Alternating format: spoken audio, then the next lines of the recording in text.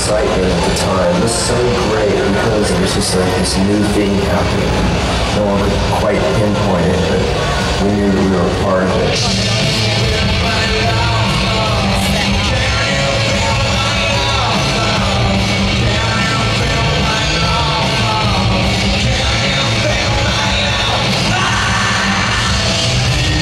There's some bands that are pretty good every night, and then there are bands that can either be the greatest band in the world or a total fucking train wreck. And Nirvana was kind of one of those bands.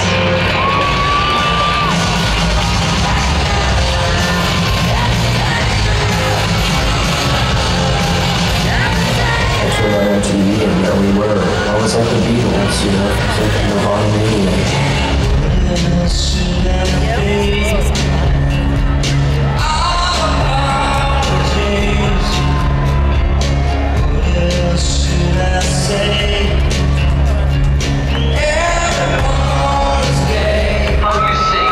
Most of the time I'm sitting right in my stomach, right where my stomach pain. I'm always in pain too, and that really adds to the anger of our music. It really does. I'm kind of grateful for it.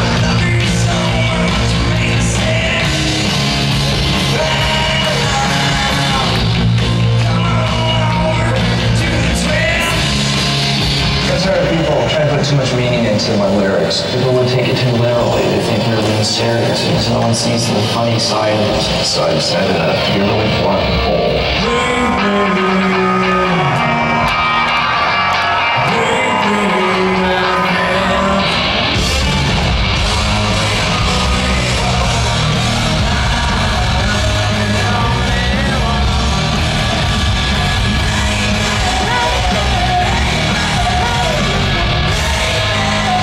The mainstream. And see, there's one thing that you have to remember about Nirvana is Nirvana didn't go to the mainstream. The mainstream came to Nirvana. Yep. And that was our big crisis.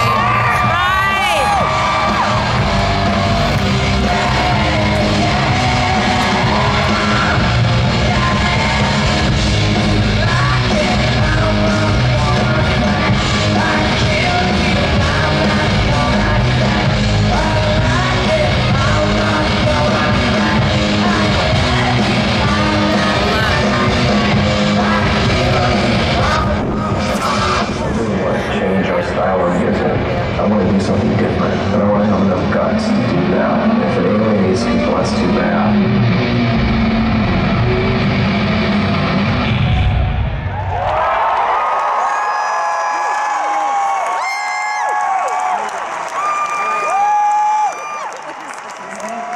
Wednesday, right?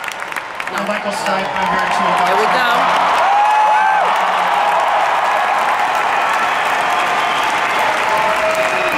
When an artist offers an idea, a perspective, it helps us all to see who we are. It wakes us up and it pushes us forward towards our collective and individual potential. It makes us, each of us, able to see who we are more clearly. It's progression and progressive movement. It is the future staring us down in the present and saying, come on, let's get on with it. Here we are, now. I'm purposely using the word artist rather than musician because the band Nirvana were artists in every sense of the word. It is the highest calling for an artist, as well as the greatest possible privilege to capture a moment, to find the zeitgeist, to expose our struggles, our aspirations, our desires, to embrace and define their time. That is my definition of an artist. Nirvana captured lightning in a bottle. And now I will quote Urban Dictionary off the internet in defining lightning in a bottle as capturing something powerful and elusive, and then being able to hold it and show it to the world. Kurt Cobain, Chris Novoselic, and Dave Grohl were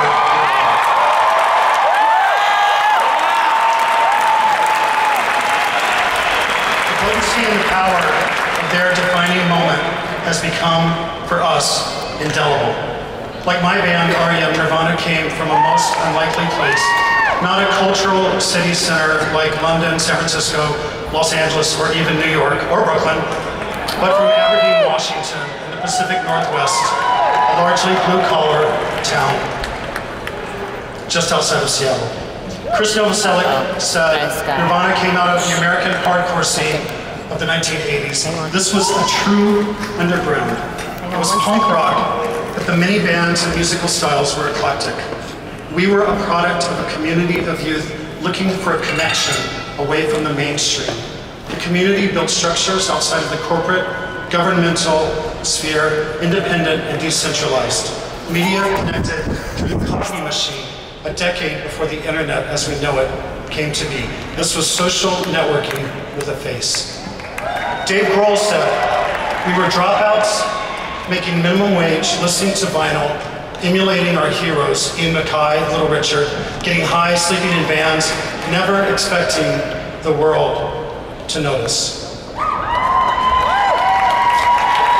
Solo artists almost have it easier than bands. Bands are not easy. You find yourself in a group of people who rub each other the wrong way in exactly the right way. And you have chemistry, zeitgeist, lightning in a bottle, and a collective voice to help pinpoint a moment to understand what it is that we're going through. You see, this is about community, cross-inspiration, pushing ourselves. Nirvana tapped into a voice that was yearning to be heard. Keep in mind the times. This was the late 80s, early 90s. America, the idea of a hopeful, democratic country, had been practically dismantled by Iran-Contra, by AIDS, by the Reagan-Bush senior administrations. With their music, their attitude, their voice, by acknowledging the political machinations of petty but broad-reaching political arguments, movements, and positions that had held us culturally back, Nirvana blasted through all that with crystalline, nuclear rage and fury. Nirvana were kicking against the system, bringing complete disdain for the music industry and their definition of corporate mainstream America to show a sweet and beautiful but fed-up fury, coupled with howling vulnerability. Lyrically exposing our frailty, our frustrations, our shortcomings, singing of retreat and acceptance, of our triumphs, of an outsider community with such immense possibility, stymied or ignored but not held down or held back by the stupidity and political pettiness of the times. They spoke the truth, and a lot of people listened.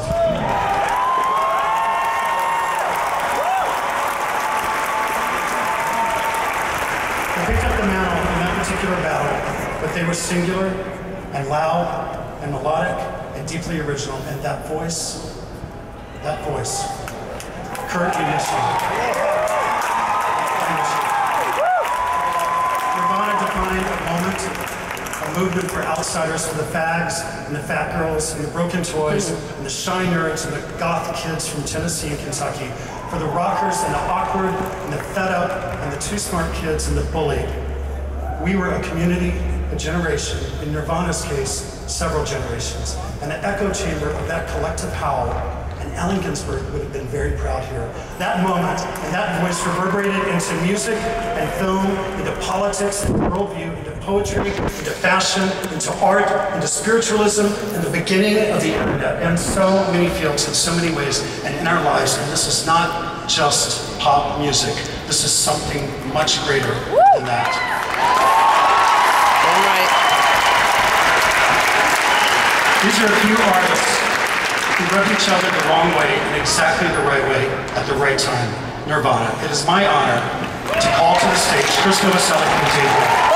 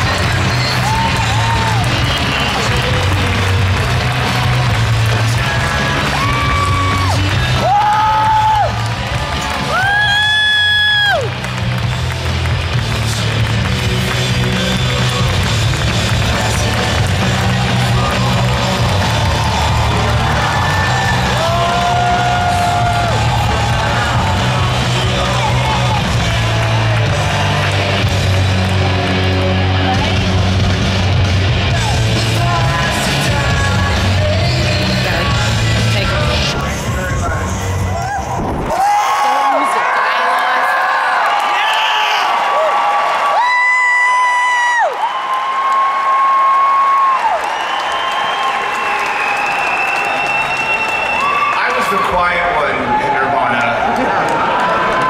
I was the drummer.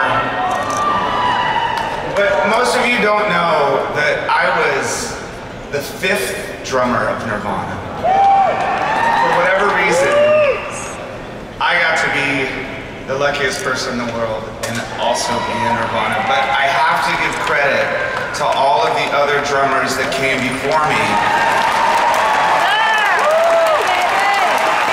Aaron Burkhart, thank you very much. Dale Krober from the Melvins, who is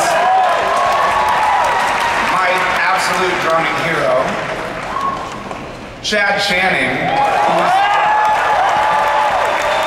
Chad, where are you? I know that you're here somewhere. I think you're here. Isn't Chad here somewhere? Where's Chad? Chad's around here, isn't he? Are you over there, Chad? Hey, Chad! So, here's the thing. Guess what Chad's responsible for? If you listen to a song like In Bloom, the that's Chad. When I joined the band, I had the honor of playing Chad's parts. So Chad, thank you very much for allowing me to play your drum parts. I appreciate that very, very much. Dan Peters from Mudhoney, who got to play one show with Nirvana. Yes! Thank you, Danny. But there's a lot of people that made this possible. People that you might not know. People that I grew up with in Springfield, Virginia. Like Michael said, really? You could afford the train? We came from this underground punk rock scene where there really were no awards or ceremonies or trophies. It was all about doing it for real, and the reward was doing it right and doing it for real and sharing the community of music, helping other musicians and inspiring people. And so I got really lucky to grow up in the Washington, D.C. punk rock scene where I was inspired by all these amazing people. Too many to list, but everyone from Chris Page to Ralph to Dave Smith to Ruben Radding to Pete Stahl and Franz Stahl and Skeeter Thompson, all the people that I've ever played music with, Barrett Jones, I have to thank all of you because I wouldn't be here. I'm also lucky that when we first started out, we didn't know anything about business. We were in a fucking van, you know, buying corn dogs from t-shirts that we had sold. And we were lucky that we met a manager named John Silva, and we met an accountant named Lee Johnson. And I'm happy to say that I've never, ever strayed from those two people in my life. That's like 25 years. John Cutcliffe and Michael Meisel, and I mean, it's a long list of people that I'm gonna forget most of them, but most of all, I have to thank my family because I was lucky enough to grow up in a musical family in an environment that encouraged music. Parents that never told me not to listen to fucking Slayer. You know what I mean? I listened to some really, really fucked up shit. But my parents never told me not to because I was finding myself. So Mom, thanks.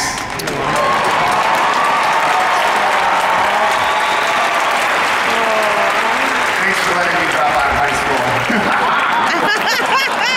Can't stay in school, don't do drugs. It's bad idea.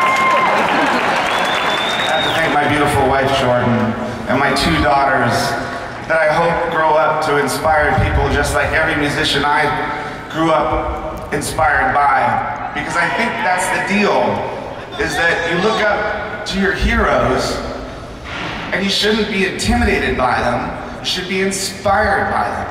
Don't look at the poster on your wall and think, fuck, I can never do that. Look at the poster on the wall and think, fuck, I'm gonna do that. Yeah, yeah!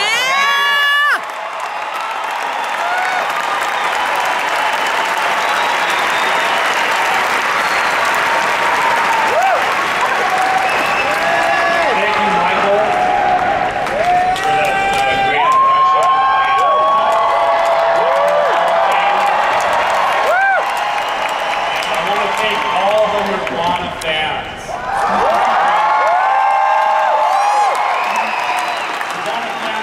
to me every day and say thank you for the music. I love you! And when I hear that, and that reminds me of Kurt Cobain. So I want to say thank you, Kurt Cobain, and I wish Kurt was here tonight. Okay? And that music means so much to so many people, and there's new generations and new fans coming up, and it's really powerful. And Kurt was an intense artist, and he really connected with a lot of people. And and when Nirvana, we started in Aberdeen, Washington, in Washington State, and we had an infrastructure there to support us. There was a music community. I want to thank Sub Pop Records. Music community in Seattle and Washington State. I want to thank Buzz Osborne. Thank you, Buzz, for turning us on to punk rock music. I want to thank Alan Dreyer. Thank you, Alan, for being there when we really needed you. I want to thank Jack and Dino, who recorded our first record. Steve Albini. And Butch Big.